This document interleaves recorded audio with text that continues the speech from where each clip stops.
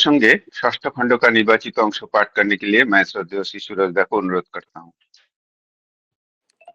जय गुरु। आलोचना प्रसंग षष्ठ खंड, डेट 20 नवंबर 1945, पेज 148-149। षড়রিপুর प्रकृति সম্বন্ধে কথা উঠল। षড়রিপु के प्रकृतियों के बारे में बात निकली। सीसी ठाकुर, षড়রিপু যেন 6 रंगेर 6খানি आतसी कांच। सीसी ठाकुर कहने लगे कि षড়রিপু मानो 6 रंग के 6 अलग अलग कांच समान है, যেটার ভিতর দিয়ে যে ইম্পালস সারা যায় চিতে তা তদনুপাতিক तरंग তোলে। जिसके द्वारा जो इम्पल्स यानी कि स्पंदन जाता है चित्त में, वही और उसी अनुसार तरंग उठता है। पंचानंदा, महापुरुषरा तो जुगे जुगे एसे जीवनेर पथ देखिए दिए जान। पंचानंदा कहने लगे कि महापुरुषों युग युग में आकर जीवन का पथ दिखा जाते हैं, কিন্তু মানুষ যে তার বিকৃতি ব্যাখ্যা করে আর ওই বিকৃত ব্যাখ্যা শুনতে শুনতে সবাই সেইটিকেই স্বাভাবিক মনে করে। लेकिन मनुष्य उसका जो विकृत व्याख्या करते हैं और वही विकृत व्याख्या सुन सुन के सभी उसी को स्वाभाविक मान लेते हैं। महापुरुषদের আসল শিক্ষাটা গ্রহণ করতে পারে না। महापुरुषों का ये असली शिक्षा ग्रहण नहीं कर पाते हैं, तार फले विभ्रांत है। इसके वजह से वे विभ्रांत हो जाते हैं। एर प्रतिकार की, इसका प्रतिकार क्या है? सीसी ठाकुर, এবার তিনি চাবিকাঠি দিয়ে দিয়েছেন। ইচ্ছা করে না হলে কারো বিপদে বিভ্রান্ত হওয়ার সম্ভাবনা নেই। सीसी ठाकुर जी इस प्रश्न का उत्तर देते हुए कहने लगे कि इस बार वे इस बात का चाबी देकर गए हैं। इच्छा करके न होने पर किसी का विपथ में विभ्रांत होने की संभावना नहीं है। তিনি দয়া করে ঘুমটা খুলে দিয়েছেন। वे दया करके घूंघट खोल दिए हैं। साइंस, विज्ञान और धर्म मर्ज करे मिशे गেছে। साइंस यानी कि विज्ञान और धर्म मर्ज यानी कि एक दूसरे में। কথা প্রসঙ্গে তৃতীয় খণ্ডের ভিতর শ্রী ঠাকুরের নিজস্ব অনুভূতির যে বিশদ বর্ণনা প্রকাশিত হয়েছে, पंचानंदा সেই বিষয়ে आलाप आलोचना করছিলেন। कथा प्रसंग के तृतीय खंड के अंदर सीसी ठाकुर जी के अपने अनुभूति के जो विशद वर्णना की गई है, पंचानंदा उस बारे में आलाप आलोचना करने लगे। सीसी ठाकुर কিছু সময় শোনার পর বললেন, ওসব কথা আপনারা কইতে লাগলে আমার কেমন জানি ওতেই ডুবে যেতে ইচ্ছা করে। सीसी ठाकुर जी कुछ देर तक इन बातों को सुनने के बाद कहने लगे कि उन सारे बातों को आप जब कहने लगते हैं तो मुझे पता नहीं कैसे तो भी उसमें डूब जाने की इच्छा होती है। সবটা ফেড করতে মিলিয়ে যেতে চায় যেন सब फेड हो जाता है, यानी कि सब मान लो कि एक दूसरे में मिल जाता है। কথা টথা আসে না, बातचीत नहीं आती है, वही सब ग्लिम्स झलक আসতে থাকে, वही सब ग्लिम्सेस यानी कि झलकियां आती रहती है। প্রফুল্ল, সেই দিন রজত ভাই বলছিলেন সংস্কৃতে একটা কথা আছে, ন দেব চরিতং চরেত। प्रफुल्ल दा कहने लगे उस दिन रजत भाई एक बात कह रहे थे संस्कृत में, जो लिखा हुआ है कुछ ऐसा, न देव चरितं चरेत। एक कथार तात्पर्य ठीक बुझलाम ना। इस बात का तात्पर्य मैं ठीक तरीके से नहीं समझ पाया। देवतुल्य व्यक्तिদের आचरणই तो আমাদের आचरणीय। जो देवतुल्य व्यक्ति हैं उनके आचरण ही तो हमारे आचरणीय है। सीसी ठाकुर स्वहास्य। सीसी ठाकुर हंसते हुए कहने लगे, কোন প্রসঙ্গে কোন কথা সেটা বুঝতে হয়, আদত কথা নিজের ওজন বুঝে চলা লাগে। कि किस प्रसंग में किस बात क्या बात है वो समझना चाहिए। असली बात यह है कि अपने जो वजन है यानी कि महत्व है उसे समझकर चलना चाहिए। কেষ্ট ঠাকুর হয়তো শত শত গোপিনীদের নিয়ে অবাধে চলাফেরা করেছেন, নিজে অচ্যুত থেকে তাদের নিয়ন্ত্রণ করবার জন্য কত রকমের রং ঢংও করেছেন। কৃষ্ণ कितने ही सौ सौ गोपियों के साथ बिना किसी बाधाओं के इधर उधर घूम फिरे हैं। खुद अच्युत रहकर उन्हें नियंत्रण करने के लिए कितने ही किस्म के रंग ढंग भी किए हैं, কিন্তু তার দেখা দেখি সাধারণ লোক যদি অমন্তর করতে যায় তাহলে তো বিপদের কথা। लेकिन उन्हें देखकर साधारण लोग अगर वैसे ही करने जाए तो ये तो विपद की बात होगी। তবে ওই অজুহাতে সর্বসাধারণ উপযোগী যে সব জীবনীয় নীতি ও আচরণের নিদর্শন তারা দেখান সেগুলির অনুষ্ঠান যদি না করা হয় তাহলেও বঞ্চিত হতে হয়। लेकिन ये सर्वसाधारण के उपयोगी जो भी कुछ जीवन नीति और आचरण का निदर्शन वे दिखाए हैं, उन सभी का अनुष्ठान अगर नहीं किया जाए तो उससे भी वंचित होना पड़ता है। ব্রজগোপালদার লেখা শ্রী ঠাকুরের বড় জীবনী সম্বন্ধে কথা উঠল। ब्रजगोपाल दा के लिखा हुआ श्री ठाकुर जी के बड़े जीवनी के संबंध में बात निकली। কয়েকজনে অভিমত প্রকাশ করলেন। ব্রজগোপাল দা খেটেছেন খুব, লিখেছেনও ভালো, কিন্তু কিসের জন্য অভাব আছে যার দরুন অন্তরের অন্তরতম প্রদেশকে गंभीरভাবে नाड़ा देय ना। कुछ लोगों ने अपना अभिमत प्रकाश करने लगे कि ब्रजगोपाल दा बहुत मेहनत की है, लिखे भी बहुत अच्छे से, लेकिन कुछ बातों का मानो अभाव सा रह गया है, जिसके वजह से अंतर के अंतरतम प्रदेश को गंभीर रूप से ये हिला डुला नहीं सकता है। শ্রী ঠাকুর ब्रजगोपाल दा तार साध्यमतो करेছে, चेष्टा त्रुटि करेनी। श्री ठाकुर जी इस बात पर कहने लगे कि ब्रजगोपाल दा अपने साध्य और सामर्थ्य के अनुसार किया है, चेष्टा की कोई त्रुटि नहीं रखी है। ওতে যা मटेरियल उपादान আছে তা পরবর্তীদের কাজে লাগবে। उसमें जो मटेरियल यानी कि उपादान है वो आने वाले पीढ़ी के काम लगेगा। সেই হিসাবে সার্থকতা আছে। उस हिसाब से इसकी सार्थकता है। আমার জীবনী সম্বন্ধে আমার কোনো আগ্রহ নেই, কিন্তু আমার মিশন आदर्श उद्देश्य संबंधे आग्रह भी अशेष। मेरे जीवनी के बारे में मेरा कोई आग्रह नहीं है, लेकिन मेरा मिशन यानी कि आदर्श और उद्देश्य के बारे में आग्रह बहुत है। সেই মিশন आदर्श उद्देश्य চালাতে জীবনীর প্রয়োজন আছে। उस मिशन यानी कि आदर्श और उद्देश्य को जगाने के लिए जीवनी का प्रयोजन है। যা যত যথাযথ সমন্বয়ী ও বাস্তব তাৎপর্য সমন্বিত হয় ততই ভালো। जो जितना यथायथ रूप से समन्वयी और वास्तव तात्पर्य समन्वित हो उतना ही अच्छी बात है। ভালো জীবনী থাকলে আমার কথাগুলিও লোকের বুঝতে সুবিধা হবে। अच्छे जीवनी रहने पर मेरे बातों को लोगों को समझने में सुविधा होगी। কারণ আমি এমন কোনো কথা কইনি বা কই না যা আমার বাস্তব অনুভব বা অভিজ্ঞতার মধ্যে নেই। क्योंकि मैं ऐसी कोई बात नहीं कहा है या नहीं कहता हूं जो मेरे वास्तव अनुभव और या फिर तजुर्बे में नहीं है।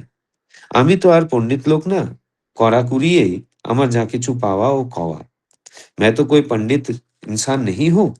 करके और अनुभूति करके मेरा जो भी कुछ पाना और कहना। जय गुरु। जय गुरु। श्रद्धेय सुरेशदा भी बहुत सुंदर भाव से और बहुत स्पष्ट भाव से आलोचना प्रसंग के निर्वाचित अंश पाठ कर रहे थे और उनको हिंदी में अनुवाद करके बताए। उपस्थित सभी दादा माँ के तरफ से मैं सुरेशदा को बहुत बहुत धन्यवाद ज्ञापन करता हूँ। आज हमारा बीच दो नया माँ और दादा ज्वाइन की है। प्रीति वाघमारे माँ। प्रीति वाघमारे माँ, जय गुरु माँ। आप कहाँ से है?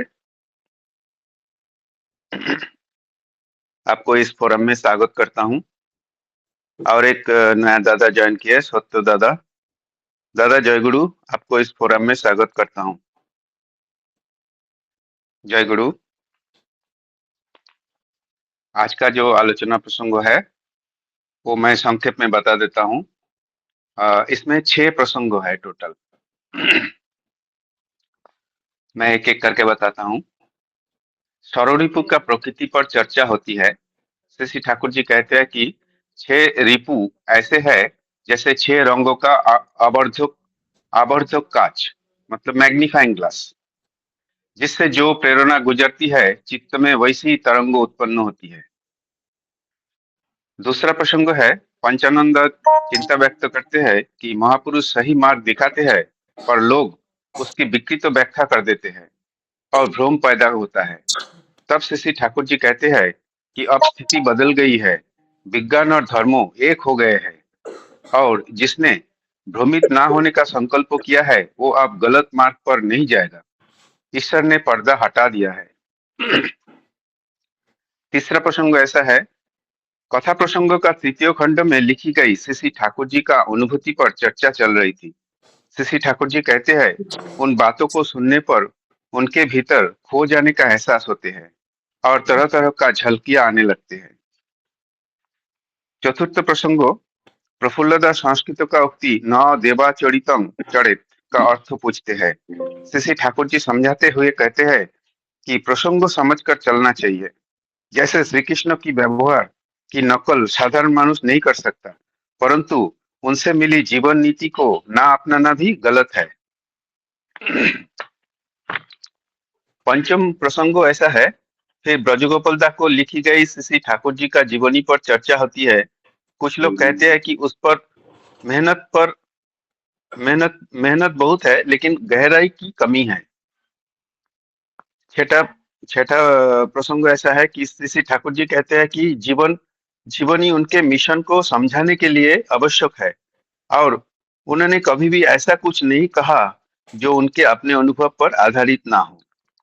ये है आज का विषय वस्तु। काफी दीर्घ है। मैं अनुरोध करूंगा, आज का जो आलोचक है वो श्रद्धेय श्री ब्रजेश कुमार दा, श्रद्धेय श्री उत्पल घोष दा, श्रद्धेय श्रीमती संगीता हालगारकर माँ, श्रद्धेय श्री मनोरंजन पात्रो दा। तो मैं अभी श्रद्धेय श्री ब्रजेश दा को अनुरोध करता हूँ, इस विषय वस्तु का आलोचना करें संक्षेप के 5 मिनट के अंदर। जय गुरु दादा। जय गुरु। आज के इस ऑनलाइन सत्संग में उपस्थित सभी दादा माँ को मेरा आंतरिक जय गुरु। वंदे पुरुषोत्तम। दादा सत्संग नहीं है, आलोचना प्रसंग है। हाँ, आलोचना प्रसंग, सॉरी, आलोचना प्रसंग है। तो इसमें सभी दादा माँ सभी को मेरा आंतरिक जय गुरु। आज का जो टॉपिक है, जैसे अभी सोमनाथ दा बता रहे थे कि ये जो आज का जो निर्धारित जिस दिया गया है वो लंबा है और करीब 5-6 टॉपिक है, बट सबके ऊपर तो क्योंकि समय निर्धारित है 5 मिनट इसमें व्याख्या करना है। तो मैं जो सिंपल जो सबसे स्टार्टिंग में है, जैसे षड रिपु है, उस पे श्री ठाकुर बोल रहे हैं कि षड रिपु ऐसे हैं मानो 6 रंग के आवर्तक कांच। ये कितना अच्छा एक्सप्लेनेशन दिए हैं, जिसके भीतर से जो भी इम्पल्स गुजरती है चित्त में वैसे ही तरंग उत्पन्न होती है। पहले हम लोग और पहले के आलोचना प्रसंग में भी हम देखे हैं कि ठाकुर बोल रहे हैं कि man is a bundle of complexes. तो अब ये जो षड रिपु है, ये क्या है? षड रिपु तो हम सब लोग जानते हैं, इट्स अ वेरी कॉमन कि काम, क्रोध, लोभ, मोह, मद, मात्सर्य, इन्हीं के विषय में हम सब जानते हैं। और मतलब एक ह्यूमन बीइंग है, वो इनका कॉम्प्लेक्स है। और साथ में ठाकुर जी इसको और सरल ढंग से एक्सप्लेन कर रहे हैं कि षड रिपु हमारे इस तरह से, जैसे कि एक लेयर है, कांच का लेयर है, और उससे जो भी इम्पल्स क्रॉस करता है वैसे ही हमारे अंदर इम्पल्सेस क्रिएट होते हैं, हम लोग उस तरह से बिहेव करते हैं। अब मैं लिटरेचर में बहुत सारी जगह जब पढ़ा हूँ तो देखा हूँ कि षड रिपु जो जो हमारे ग्रंथों में है, सदग्रंथों में है, लेकिन आम डिस्कशन में बहुत कम लोग इसके विषय में चर्चा, या फिर जो बड़े लोग भी हैं, जो लोग वक्ता लोग हैं, इस षड रिपु के विषय में बहुत कम चर्चा करते हैं कि कैसे कैसे वो हम सबके जीवन को इन्फ्लुएंस करता है, कभी-कभी हमारे डिसीजंस को डिस्टॉर्ट कर देता है। और मेरा तो अनुभव, और मतलब हम लोग सब लोग देखे हैं कि हम लोग हर वक़्त किसी न किसी एक पर्टिकुलर जो कॉम्प्लेक्स होता है उसके इन्फ्लुएंस में होते हैं। जैसे जैसे मुझे अभी मैं देख रहा था कि जैसे मुझे नॉर्मली मीठा खाना पसंद है, पर मेरी बच्ची को मीठा खाना पसंद नहीं है। मुझे तिल का लड्डू बहुत पसंद है, उसे बिल्कुल पसंद नहीं है। तो इसका मतलब क्या हुआ कि इवन दो हम लोग सेम ही परिवार से हैं, लेकिन मेरा इन्फ्लुएंस जैसे मीठा मीठा के प्रति है, वैसा उसका नहीं है। उसका उसका उसका अपना जो रुचि है वो बिल्कुल अलग है। तो हम सबका इसलिए बोलते हैं ना कि हम लोग सब लोग यूनिक है, भगवान ने सबको एकदम यूनिक बनाया है। तो यूनिक बनाया तो इसमें हर वक़्त अगर हम जिस कॉम्प्लेक्स के इन्फ्लुएंस में हैं, हमारा कैरेक्टर वैसे ही फ़ॉर्म होता है, हमारी लाइफ़ के डिसीज़न्स भी वैसे ही बनते हैं। अ, इसीलिए जब आप किसी जैसे मान लिया आप आचार्य देव के पास जाते हैं या फिर किन्हीं अन्य संत महात्मा के पास जाते हैं, वो आपके कॉम्प्लेक्सेस को आपको देख के ही वो समझ जाते हैं कि ये किन कॉम्प्लेक्सेस से ये से ग्रसित हो सकते हैं। और इसीलिए शायद हमारे ग्रंथों में ग्रह का किनके ऊपर इस ग्रह का प्रकोप है या वो देख के समझ जाते हैं वो लोग। और मेरा तो ये समझ डेवलप हुआ है मतलब अ, कि अगर आप अपने कॉम्प्लेक्सेस को खुद ही समझ रहे हैं, अपने यजन के माध्यम से अगर आप अपने कॉम्प्लेक्सेस को खुद ही समझते हैं कि मेरे में कौन से कॉम्प्लेक्सेस मेरे के ऊपर हावी होता है। जैसे नॉर्मली अ, कोई भी कॉम्प्लेक्स जो भी जैसे कि क्रोध है, लोभ है, काम है, तो ये सभी आप खुद ही समझ सकते हैं कि मेरा कौन-सा कॉम्प्लेक्स मेरे ऊपर ज़्यादा डोमिनेट करता है, डोमिनेटिंग कॉम्प्लेक्स मेरा कौन-सा है। अगर वो डोमिनेटिंग कॉम्प्लेक्स को आप समझ जाएँ, तो आप अपने जीवन में बहुत सारे गलत फैसले लेने से बच सकते हैं। आप उसको आत्मसात करके उसको उसको एडजस्ट कर सकते हैं, अपने डिसीज़न्स को मॉडिफ़ाई कर सकते हैं। तो इस हिसाब से इस कॉम्प्लेक्सेस को मैं समझता हूँ। और अगला जो टॉपिक जहाँ पर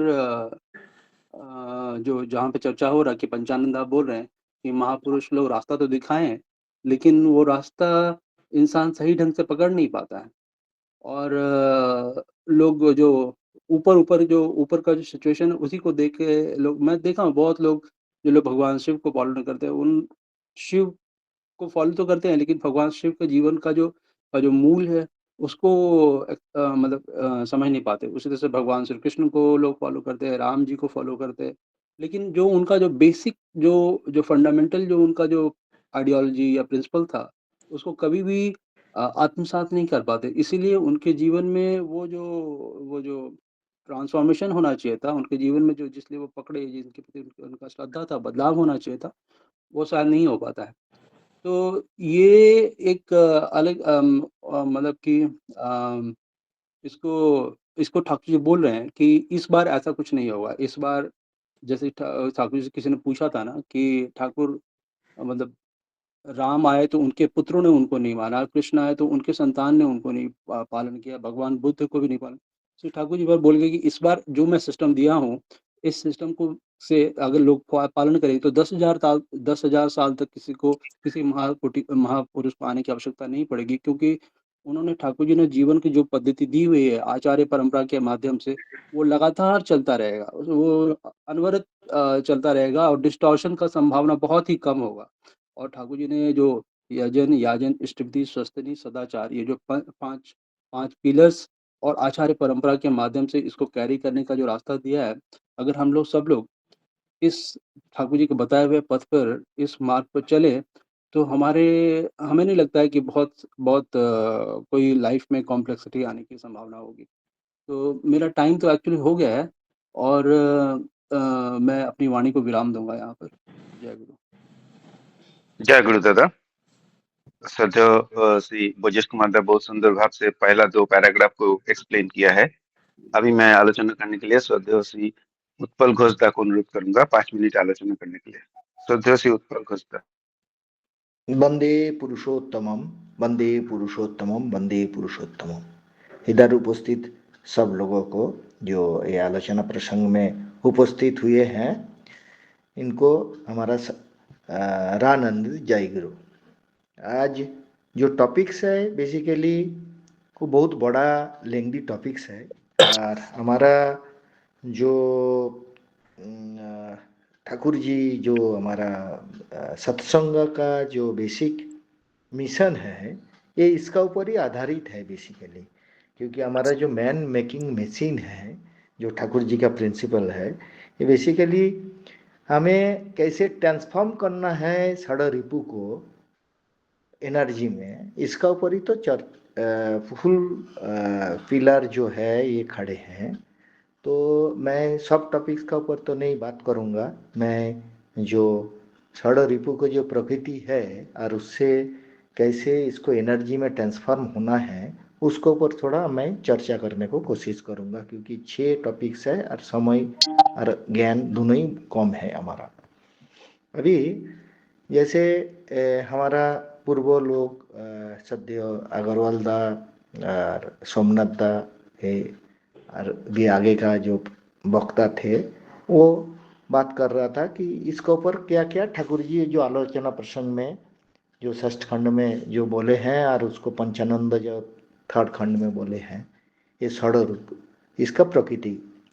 ये षड रिपु एक्चुअली क्या है? रिपु का संस्कृत में जो मीनिंग होता है वो है शत्रु।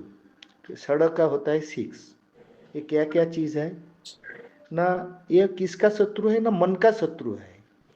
आदमी का अंदरूनी भावना का ये शत्रु होता है, लेकिन ये सप्रेस करना नहीं चाहिए। ठाकुर जी इसको ट्रांसफॉर्म करने को बोलता है, जो जिसका आलोचना सब जगह में ठाकुर जी डिफरेंट वे में इसको बोला है, और ये सब इंटरलिंक्ड है।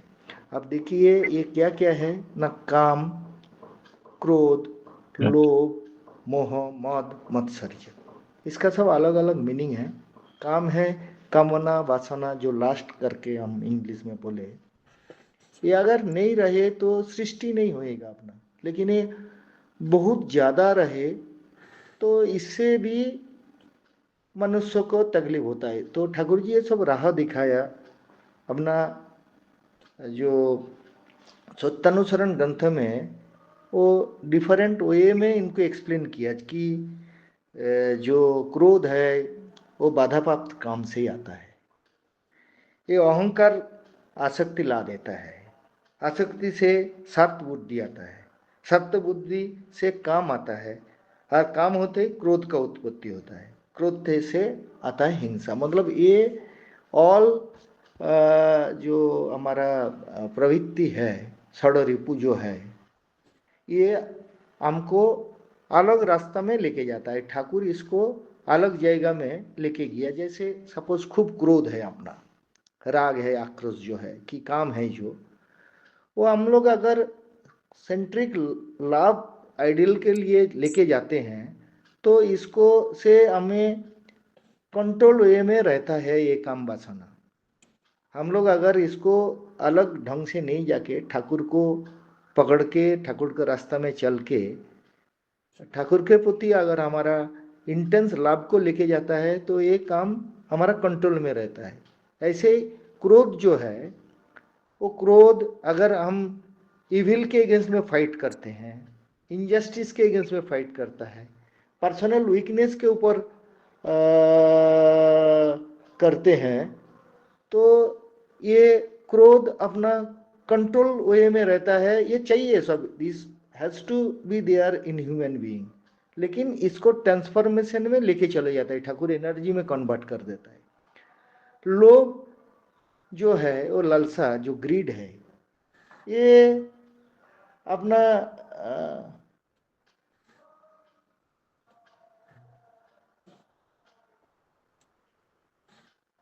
ये कैसे अपने को चेंज करने का रास्ता क्या है ना? ठाकुर का सर्विस के प्रति हमारा अगर हंगर आए, डीपर स्पिरिचुअल नॉलेज के प्रति अगर हम हंगर आए, तो इंसान इसको आस्ते आस्ते चेंज हो जाता है।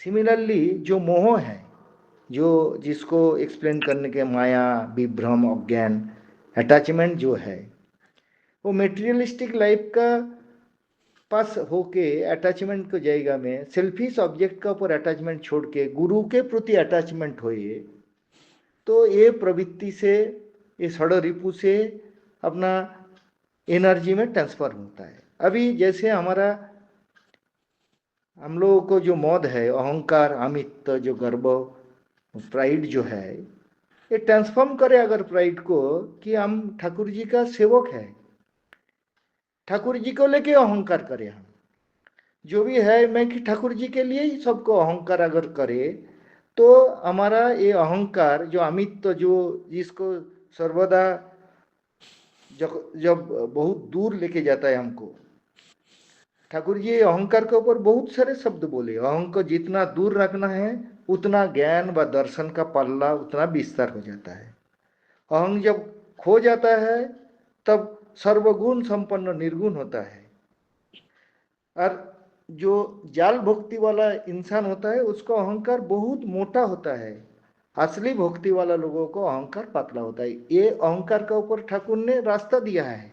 इसीलिए इवन जो मत्सर्य है, जो हिंसा परश्री कातरता है, जो जेलासी है, किसी को सामने बड़ा घर है, किसी को गाड़ी है, हम जेलास होके चलते रहते हैं, उससे जाएगा में अगर हम सोचे कि ये ठाकुर जी का प्रति खूब अच्छा काम कर रहा है, मैं उससे अच्छा काम करूंगा, उसके ठाकुर जी को लेके उसको ठाकुर जी को चलने के रास्ते में हम इतना काम करूंगा कि उससे मैं बड़ा बोलूंगा, तो हमारा जो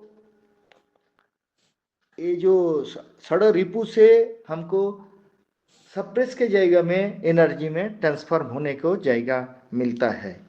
मैं जितना समझा पहला पैराग्राफ का ऊपर, क्योंकि ये बहुत बड़ा सब्जेक्ट है, ये षड रिपु का ऊपर कंट्रोल करना ठाकुर आए हैं, ये हमको रास्ता दिखाया। इसीलिए पंचानंद जब सेकंड पैरा में बोलता है कि लोग इसको गलत ढंग से व्याख्या करता है, तो ठाकुर जी बोला नहीं, चाबी दे दिया है। ठाकुर जी अपने को रास्ता दिखाया है, कंसेंट्रिक बनो, ठाकुर जी को पकड़ो, ठाकुर जी को रास्ता में चलो, ये इससे कंट्रोल वे में एनर्जी में ट्रांसफॉर्म हो जाएगा। बस मैं सोचा ये मेरा जो सोचने का समझ पाया है, मैं इतना ही बोलने को कोशिश करूंगा। मैं मेरा वक्तव्य को इधर ही बंद करता हूँ। जय गुरु। जय गुरु दादा। सदैव श्री उत्पल घोष दादा बहुत सुंदर भाव से षडरिपु को व्याख्या कर रहे थे। समय का अभाव है, बहुत सुंदर। अभी मैं संगीता माँ को अनुरोध करूंगा आलोचना करने के लिए। सेकंड बाकी थर्ड बाकी हाँ, जो बाकी बैलेंस पॉइंट डिस्कशन कर। बाकी जो बैलेंस पॉइंट है बाकी उसका ऊपर चर्चा करने के लिए संगीता माँ को अनुरोध करता हूँ 5 मिनट। जय गुरु माँ। जय गुरु दादा। वंदे पुरुषोत्तम, वंदे पुरुषोत्तम, वंदे पुरुषोत्तम। सभी को हार्दिक जय गुरु। आज बहुत सुंदर और बहुत ही गहन टॉपिक है। तो जैसे अभी सभी दादा लोगों ने बहुत अच्छे से षड्रूप के बारे में बोला है, काम क्रोध लोभ वो, यहाँ पर ये तो सारे दोष ही है, तो लेकिन इनको हम दबा नहीं सकते और इनसे हमें मुक्ति नहीं मिल सकती, तो कोई दूसरी चीज को हमें बढ़ाना होगा, जैसे ये कम हो जाएंगे, इसको हम त्याग भी नहीं सकते। तो ठाकुर जी का अगर हमने व्रत पालन किए, जो भी दिए नीति सत्सैनियों के, इसमें से बहुत सारे रिपु दोष है वो कम हो सकते हैं। और इसका मतलब ये हमारे विचारों पर, हमारी प्रेरणाओं पर, सब पर ये रिपु प्रभाव डालते हैं।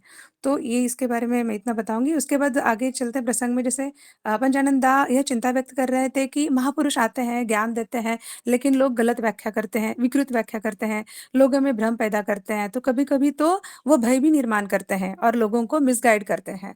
तो मतलब कभी कभी ऐसा होता है कि लोग कहते हैं कि हम तो विश्वास किए थे, उनके पीछे पीछे चलते रहे थे, हम तो इनोसेंट है, या हम किसी जैसे कोई भी गुरु बन के आते हैं या कोई उनके पीछे चलते हैं, तो हमारा तो कोई गलती नहीं था, हम तो इनोसेंट थे, वो जो लीडर था वो गलत था। कभी कभी कहते हैं कि जैसे कि एग्जाम्पल लेंगे तो ड्राइवर है, जहाँ गाड़ी ले गया वह उसका गलती है, हम तो पैसेंजर थे, ऐसा कहकर दूसरों की गलती बता देते हैं। लेकिन श्री ठाकुर जी कह रहे हैं कि देखो, महापुरुष आकर आपको चाबी दे दिए हैं, मतलब उन्होंने सच्चाई उजागर कर दी है ना। अब जब तक कोई स्वयं नहीं चाहता तब तक भ्रमित नहीं हो सकता है या भटक नहीं सकता है। मतलब हमारा अभी हमें यहाँ पे विवेक से काम लेना है। आपके हाथ में कौन सा ड्राइवर चूज करना है ये आपके हाथ में था। मतलब किस गाड़ी में बैठना था ये भी आप देख सकते थे, बोर्ड देखकर आप उसमें बैठ सकते हैं। या अगर गलती से आप किसी ऐसी गाड़ी में बैठ भी गए तो आप मैप लगा सकते हो। तो कहने का मतलब है कि आपको विवेक जागृत करना होगा, और यह ठाकुर जी को अपना कर उनका मतलब चलना, मतलब अभी विज्ञान और धर्म एक साथ मिल गए हैं। तो श्री ठाकुर जी कह रहे हैं कि आध्यात्मिकता और वैज्ञानिक दृष्टिकोण साथ मिले हुए हैं, जिससे भटकने का चांस कम हो गया है, अंधश्रद्धा से भी हम बच सकते हैं। तो इतना जानने के बाद भी ठाकुर जी मतलब अगर कह रहे हैं कि जब तक वह स्वयं नहीं चाहता भ्रमित होना, तब तक वो भ्रमित नहीं हो सकता या कोई उसको भ्रमित नहीं कर सकता है। हम सौभाग्यशाली हैं कि श्री ठाकुर जी की हमें दीक्षा पाए हैं, जो स्वयं वैज्ञानिक दृष्टिकोण रखते हैं, या अंधश्रद्धा को कोई भी वो जगह नहीं दिया है। तो कहने का तो हर चूज करने के लिए तो हमारे ही हाथ में था, कहाँ पर जाना है, किनको फॉलो करना है। तो ठाकुर जी खुला मंच रखते हैं, चर्चा परिचर्चा जो भी करते हैं उसमें सारे ग्रंथों के ऊपर चर्चा करते हैं, सबका आधार लेते हैं। जो अभी पवित्र बाइबल हो, श्रीमद् भगवद गीता हो, वेदों का हो, पवित्र कुरान हो, सभी से चर्चा करते हैं। सभी धर्म, सभी वर्ण, सभी आयु के लोग उसमें शामिल होते थे। अशिक्षित हो, शिक्षित हो, स्त्री है, पुरुष हो, सभी चर्चा में शामिल होते हैं। और आध्यात्मिक चर्चा में जब प्रश्न रखे जाते थे, तो सभी का मतलब सभी की ओर से समाधान निकालते थे। तो प्रफुल्लदा पूछ रहे थे कि रजतदा एक मतलब उक्ति का उन्होंने या एक स्तोत्र को या कि जो भी है उसका उच्चारण किया है, न देव चरितम चरेत। तो उसके बारे में वो बोल रहे थे कि इसका मतलब क्या होता है? तो इसका मतलब ये है कि देवताओं के समान आचरण करना या महापुरुषों के चरित्र का अनुसरण करना, ये तो योग्य ही है ना। तो शशि ठाकुर जी को मतलब वो उसके कह रहे हैं कि आपको इस पर प्रसंग पर बात रखनी होगी। मतलब इस पर आपको प्रसंग क्या है, उस चीज़ को ध्यान देना होगा। अगर आप एग्ज़ाम्पल मैं सिंपल दे दूँ मेरे डेली लाइफ़ का, मैं तो हाउसवाइफ़ हूँ, मैं इतना ही जानती हूँ। अभी समझो मैं डीमार्ट जैसे सिचुएशन में गई और मेरा बच्चा मैं उनका हाथ पकड़ के उसके में लेके जा रही हूँ, उसके सामने पूरा खुला है, क्या लेना है कुछ भी वो लिख सकता है, कुछ भी उठा सकता है वो उठा के चीज़ मेरे पास लेके आ गई। एक छोटा-सा खिलौना का मोबाइल भी है, जो बजा रहा है बटन दबाकर, वो मेरे पास लेके आ गया और बोलता है कि माँ ये मुझे दे दो। तो मैं वहाँ पर उसको बोलती हूँ कि अरे छोड़ो ये, अभी भी तुम मतलब ये छोटी चीज़ों में बड़े, अब तुम बड़े हो गए हो ना, अभी ऐसी चीज़ें मत लो। मैं उनको बोल देती हूँ और उनके हाथ से लेके वो रख दिया है। थोड़े आगे जाएँगे, थोड़ी देर बाद वो क्या करेगा, असली वाला मोबाइल उठा लेगा, फिर वो मेरे पास लेके आएगा और वो मुझे पूछ रहा है कि माँ अभी ये दिला दो। तब मैं उनको बोल देती हूँ, अरे अभी तुम छोटे हो, तो इसको मत लो, ये छोड़ दो। तो मतलब मैं उसको बोल दिया कि एक ही पल पहले एक ही मतलब चीज़ जो भी है, जो भी मोबाइल उसको लगा है, उसके ज्ञान के हिसाब से मैंने एक चीज़ के लिए उसको बोला, आप तो छोटे हो, आपको इस चीज़ की ज़रूरत नहीं है, मतलब बड़े हो पहली बार बोला और दूसरी बार छोटे हो उसी चीज़ के लिए। वो बोलता है कि आप डिसाइड करो कि मैं छोटा हूँ या बड़ा हूँ। तो कहने का मतलब है वहाँ पर मेरा रोल मैं थी, तो मैं उस प्रसंग को देखकर या उसको चीज़ को कर रही थी, तो यहाँ पर हमारा केंद्र जो है, वो हमें उस चीज़ों को समझने में मदद करते हैं। तो जे देव चरितम चरित, बात मतलब जो कह रहे हैं इस बात के समय, ठाकुर जी बोल रहे प्रसंग और बात दोनों पर हमें ध्यान देना होगा। उदाहरण अभी देखेंगे कि गोपियाँ और कृष्ण को उदाहरण दिया गया है, तो कृष्ण भी वो अभी लोग ऐसे बोलते हैं, जो भी हम बोले उनको नास्तिक है, जो वो बोलते हैं कृष्ण करे, तो वो लीला है, हम करें तो वो व्यभिचार है, हम करें तो उसको आप छेड़ना कहते हो, ऐसा वो बोलेंगे। या फिर कभी वो कहते हैं कि कृष्ण तो रणछोड़ दास भी है, वो करे तो मतलब वो भी तो भाग गए थे, अगर हम करें तो हम डरपोक है। तो श्री राम भी तो त्याग किए थे अर्धांगिनी का, वो मतलब वो करे तो उन्होंने त्याग किया था, जो भी धर्म है, और हम करें तो शक है। तो ये सब सारे, और हम करें तो पाप है, ऐसे प्रश्न उन लोगों में आते हैं। तो उनको ये जो सारे प्रश्न होते हैं, हम भी मतलब वैसे ही करते जाएंगे तो सर्वनाश हो जाएगा। तो कौन है जो हमें इसके बीच का बताएगा, इसके इसमें वो प्रसंग कैसे समझना है, परसेप्शन हमारा कैसे क्लियर करना है उस हर चीज के पीछे का। तो इतना करने में इतने शास्त्र वेद सब हमारा ही जीवन कम पड़ जाएगा। तो उससे अच्छे एक ही एटलीस्ट आता है कि सरेंडर है, जो अभी वैज्ञानिक दृष्टिकोण से ये सब चीजों से कर रहे हैं, और उसके पीछे की वजह समझना, उसके ये यूं कहे कि हमारा परसेप्शन क्लियर करना। तो उसके लिए सदगुरु होते हैं, जो टॉर्च बैरियर होते हैं, जो हमें हर समय यहाँ से यहाँ के लेके चलते हैं। तो श्री ठाकुर जी कहते हैं कि मैं कोई पंडित नहीं हूँ या मैं कोई लेकिन ये सब नहीं हूँ, लेकिन हर बात परख कर, हर बात अनुभवों से, वचन से, मतलब कैसे बढ़ना है यह बात मैं रखता हूँ। अच्छा श्री ठाकुर जी वही कहते हैं। तो जीवन में सकारात्मक दृष्टिकोण और जो उसमें आत्म सुधार के लिए प्रेरित करते हैं। तो जो आत्म सुधार है अपने दोषों को देखकर पहचान कर उन्हें सुधारना या उसका प्रचार करना, ये ठाकुर जी हमें ये सब सिखा रहे हैं।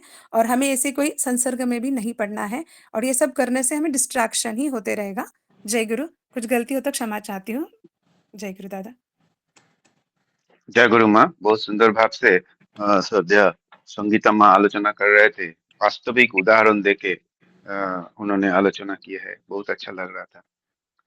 देखिए अभी मैं श्रद्धेय श्री मनोरंजन पात्रोदा को अनुरोध करूंगा 5 मिनट आलोचना करने के लिए। जय गुरु दादा। जो बाकी जो पॉइंट्स है बाकी उसको क्या कवर मैं कर। जाता, लेकिन वो एक चाबी काठी अभी तक बोले नहीं कोई, मैं सोचता हूँ चाबी काठी का थोड़ा बोल लेते हैं। हाँ बोलिए दादा।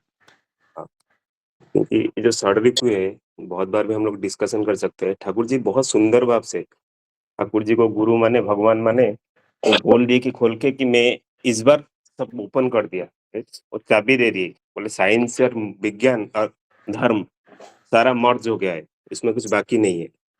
तो जो षड्रिपु होता है, मैं थोड़ा सा बैकग्राउंड में से साइंटिफिकली, हम बायोलॉजिकली हमारा जो दिमाग कैसे काम करता है, इसमें काफी बहुत दिन से चर्चा कर रहा था। तो धीरे धीरे 2-3 बहुत सिंप्लीफाई करके मैं समझाऊंगा।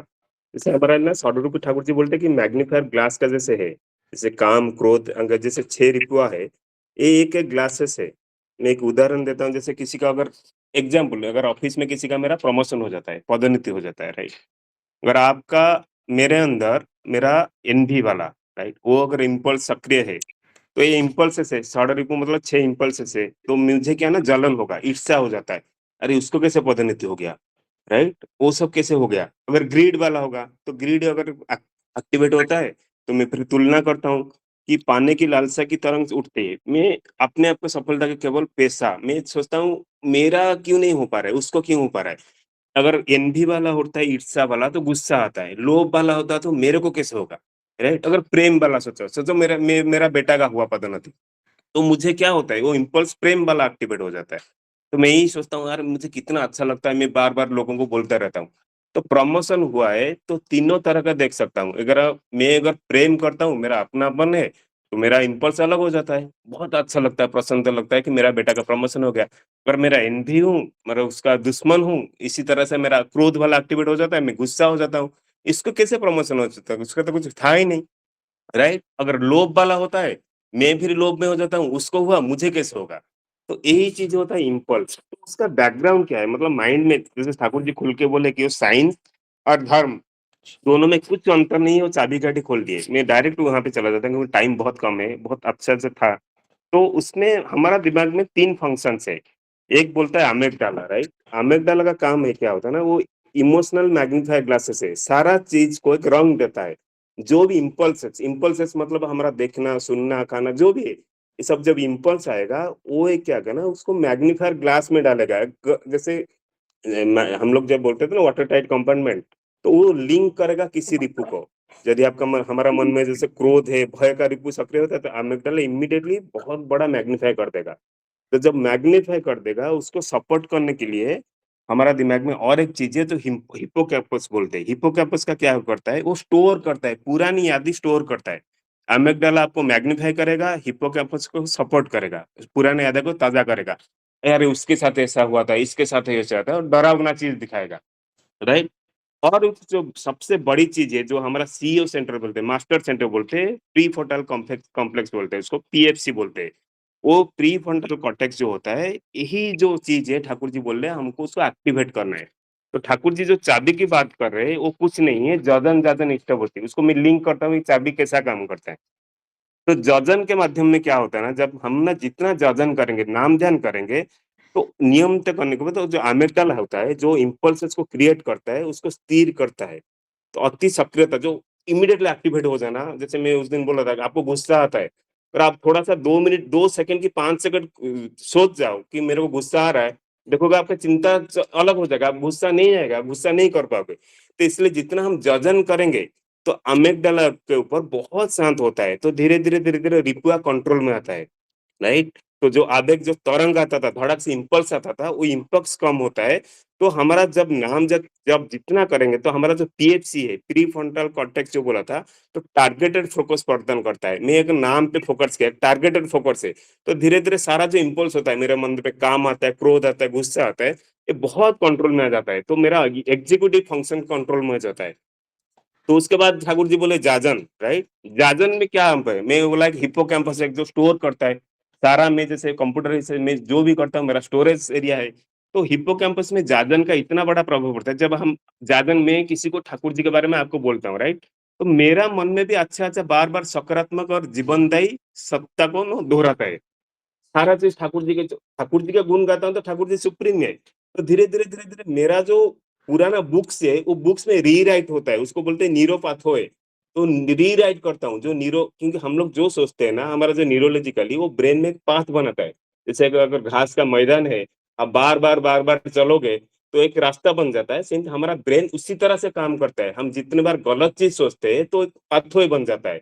तो उसको जो जाजनी है, जो रीराइट करता है। अगर मैं ठाकुर जी के अच्छे गुण सबके बारे में बताऊँ, मेरा उसको तो अच्छा लग रहा है, मैं खुद को भी निरोपाथ करेक्ट कर रहा हूँ। इसलिए जाजन का इतना बड़ा महत्व है। तो हम जागरण जितना करते हैं, तो हम बार-बार सकारात्मक और जीवनदायी सत्ता की दोहराते हैं। यही क्रिया हमारा जीवन में हिप्पोकैम्पस में पुरानी विकृत व्याख्या है, जो विकृत व्याख्या भरा हुआ है। कुछ देखता हूँ, इमीडिएटली कुछ स्टोरी बुक ओपन हो जाता है। आप देखो ना, किसी चीज़ को आप देखो, इमीडिएटली एक पुरानी याद आपका आ जाएगा। कहीं आप देखे होंगे, कहीं मूवी में देखे होंगे, कहीं इसमें देखे होंगे, स्टोरी क्रिएट हो जाता है। तो उसी हिप्पोकैम्पस को करेक्ट करता है जाजन। तो यहाँ पे क्या होता है ना, हमारा जो उसमें केमिकल जैसे ऑक्सीटोसिन, डोपामाइन बहुत सारा चीज मिलके एक अच्छा न्यूरोपाथवे बनाते हैं। उसके बाद ठाकुर जी बोले जो इष्टवृत्ति, सबसे बड़ा जो की है इष्टवृत्ति, वो कहना है इम्पल्स कंट्रोल करता है। ये साधना हमें अपनी प्राथमिकता का अनुशासित करता है, सिखाती है। तो हमारा जो लोभ है, तो देने का भाव है, राइट, वो सारा चीज अहंकार मिटा देता है। सारा रिप्यो, लोभ वाला रिप्यो कंट्रोल हो जाता है। तो ये जो तीनों की जो है ठाकुर जी दिए है, क्योंकि टाइम नहीं, मैं जो शॉर्टकट में कर रहा हूँ, यही तीनों की ये सारा ठाकुर जी स्वयं भगवान, आप मानो या ना मानो, वो आके खोल के रख दे कि मैं जब आया, जितना सब विकृतियां था, जो धीरे धीरे बहुत सारे बातें सुन सुन के आए थे, अब सोचो 1945 में ठाकुर जी यही बोले कि मैं सारा चाबी ही आपके सामने खोल दिया, आप उसे कैसे ग्रहण करो। अगर ये जो ऐसे बोले कि अगर कोई ना करना, जो डायरेक्टली करना चाहे कि नहीं मैं नहीं मानूंगा, तभी जाके नहीं हो सकता है। अगर आप थोड़ा सा भी फॉलो करोगे, आपका सारा चीज कट जाएगा और पूरा क्लैरिटी आ जाएगा, और जुगों जुगों तक आपको जरूरत नहीं है कि और कुछ नया चीज सुनने के लिए। तो मेरा शायद 5 मिनट हो गया था। मेरा हिसाब से मैं जितना बोध में आया मैं प्रकाश किया। जय गुरु। जय गुरु दादा। सत्य से मनोरंजन का बहुत सुंदर भाव से, मतलब वैज्ञानिक दृष्टिभंगी से विषय वस्तु को आलोचना कर रहे थे, और जर्जन जर्जन और इष्टभीति का जो वैज्ञानिक व्याख्या उन्होंने दे रहे थे, तो बहुत सुंदर लग रहा था। समय का अभाव से कंटिन्यू नहीं कर पाए। अभी मैं श्रद्धेय श्री शशिकांत दादा को अनुरोध करूंगा पूरा विषय वस्तु को समराइज करने के लिए। श्रद्धेय श्री शशिदा।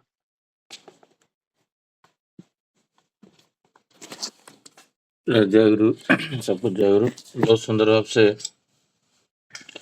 आज ब्रजेशदा, उत्पलदा, संगीता माँ और मनोरंजन भाई अभी आलोचना रखे हैं, और विषय वस्तु यहीं पे एंड हो रहा था दिन का क्रमांक, तो इसलिए हम लोग को ऐसे दिए, अदरवाइज एक ही पैराग्राफ दिया जाता था। तो श्री ठाकुर जी का जो 6 प्रसंग आज सोमनाथ दा आलोचना रखे थे, तो इसके ऊपर मैं 2-3 मिनट तो बचा हुआ है टाइम, तो मैं इसके ऊपर कुछ रखूंगा। ये जो बातें श्री ठाकुर जी बोल रहे हैं ना, नौ देवचरितम चरित, ये नौ अर्थ नहीं, देव लोग जैसे चले हैं उसी हिसाब से नहीं चलना है, ये संस्कृत का अर्थ है। तो ये कंट्रोवर्शियल हो रहा है, इसलिए प्रफुल्लदा पूछ रहे हैं जे जो लोग, जो महापुरुष आए हैं, देवतुल्य लोग आए हैं, तो उनका जो जैसे वो चले हैं तो उससे चलना तो चाहिए, बट इसका अर्थ तो समझ में नहीं आ रहा है। This is the discrete form of the धर्म, ये डिवाइन नहीं है। इसलिए श्री ठाकुर जी यहाँ पर बोल रहे हैं, जे आप पढ़िए क्या एग्जैक्टली ठाकुर जी एक ही लाइन में उत्तर दिए हैं प्रफुल्लदा को। मैं अभी वो पढ़ के एटलीस्ट समझने के लिए प्रयास कर रहा था। जे ठाकुर जी बोल रहे हैं किस प्रसंग में कौन से बातें हैं वो समझना है। मतलब ये जो बातें हैं, ये बहुत सारा जगह में महापुरुष लोग जो होते हैं वो कुछ डिस्क्रीट फॉर्म भी है। जैसे -20 डिग्री कहीं पे है, कोई आके बोला वहां पर मैं गया हूँ और -20 डिग्री टेम्परेचर है, तो वहां पर रूसी जाके -20 डिग्री में भी जूता पहन के मंदिर चले गए, नहीं तो वो उसका अस्तित्व नहीं रहेगा।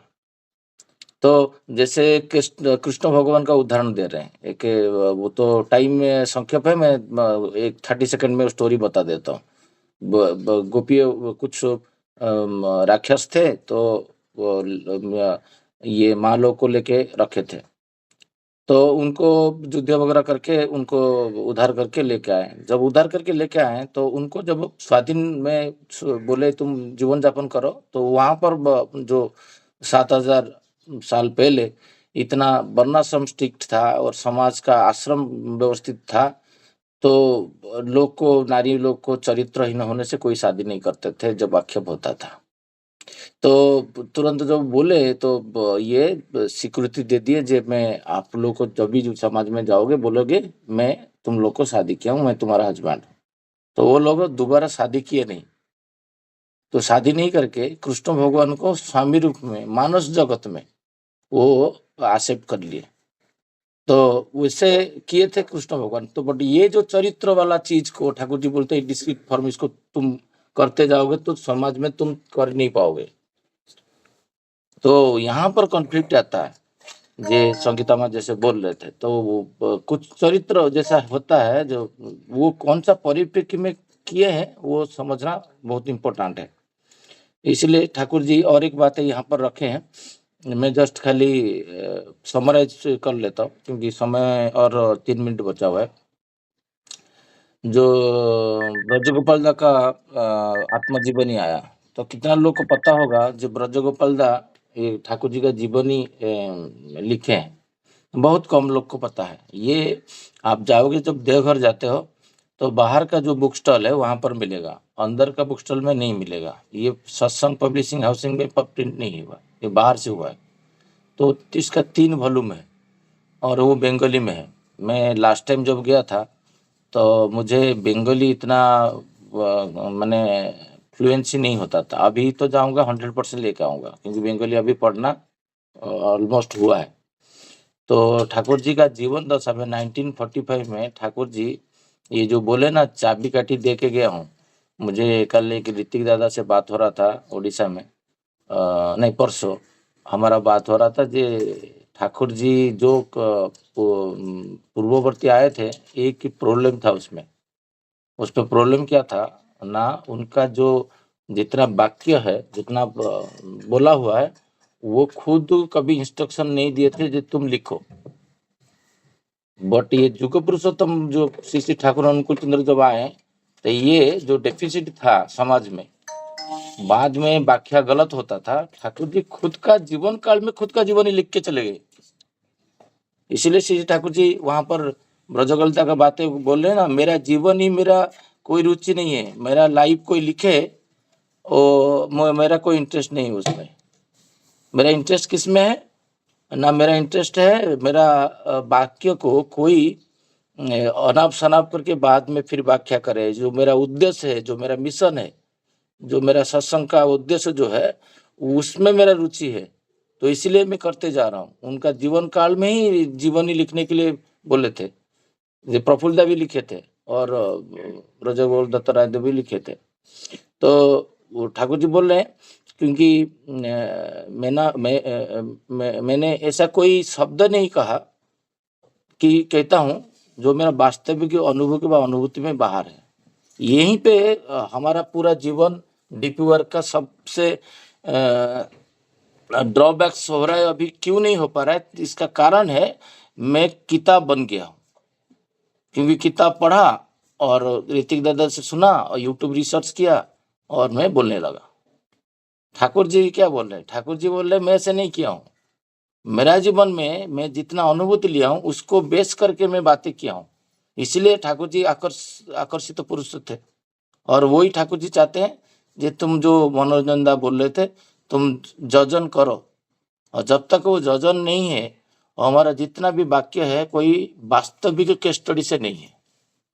हम सब पुराण शास्त्र से बोल रहे हैं, देना भी जरूरी है, स्वाभाविक, उसमें कोई बुराई नहीं है। बट हमारा जीवन खोखला हुआ, हमारा जीवन ठाकुर जी बोल रहे हैं जो जीवन ही होना चाहिए। जब मैं इसको प्रैक्टिस किया, जैसे नारी नीति में एक शायद टाइम हो चुका है, ठाकुर जी के निरहंकार का बड़ा प्रमाण दिए हैं। लास्ट को बोल रहे हैं मैं तो कोई पंडित नहीं हूँ, तो ये बोल के ठाकुर जी दिखा दिए जो हमारा हर शब्द में जो परमपिता के दया से हुआ है, इसी से एंड होना चाहिए। इतना बोल के मेरा वाणी को यहीं पे विराम देता हूँ। जय गुरु। जय गुरु। सदैव श्री शशिकांत दादा बहुत सुंदर भाव से पूरा विषय वस्तु को समराइज कर रहे थे। समय का अभाव से पूरा नहीं कर पाए। एनीहाउ, आज का आलोचना प्रसंगो यही समाप्त होते हैं और सभी दादा माँ को जय गुरु और प्रणाम। सभी अपना अपना वीडियो ऑन करके